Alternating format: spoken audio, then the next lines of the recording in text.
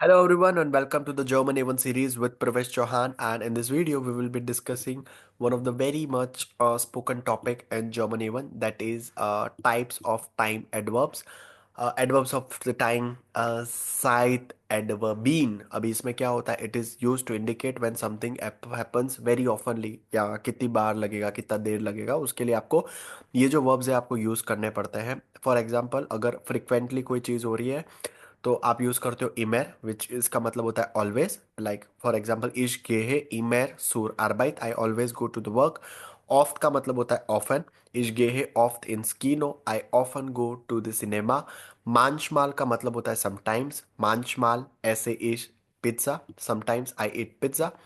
Selten का मतलब होता है rarely. Ich gehe selten ins Restaurant. I gehe rarely in the restaurant. Ich esse nie Fleisch. Nie मतलब never. Ich esse nie Fleisch.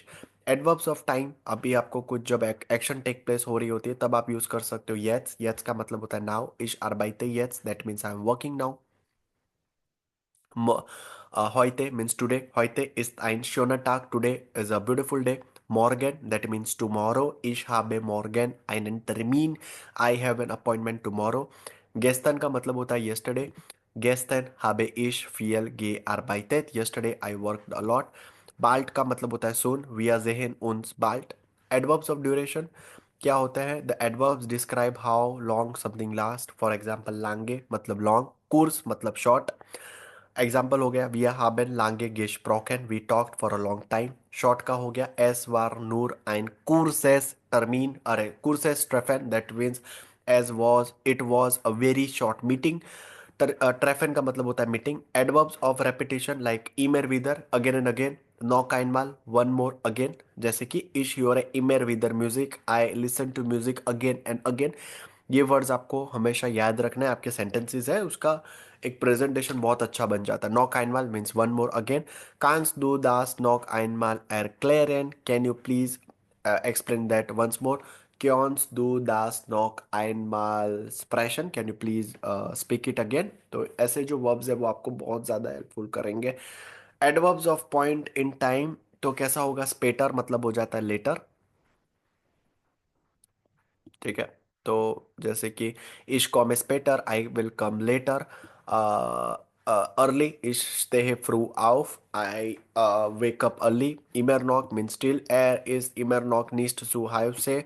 Er ist immer noch nicht zu Hause. That means he is still not at home.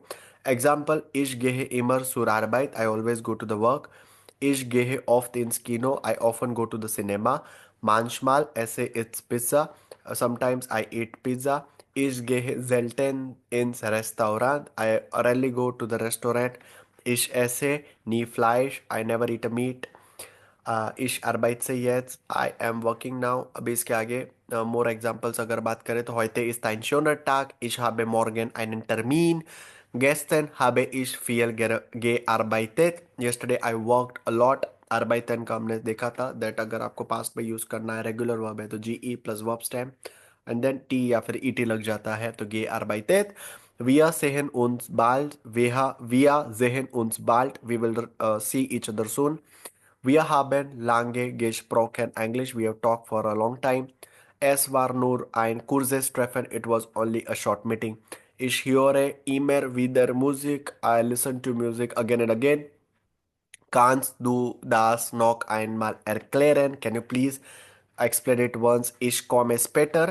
I will come later. तो बहुत सारे हमने किए. In the next episode, we will be talking about making the telephonic conversations, the practical German even with Pravesh Chauhan. So see you soon in the next episode. Thank you so much. Have a great day. Bye bye. Take care.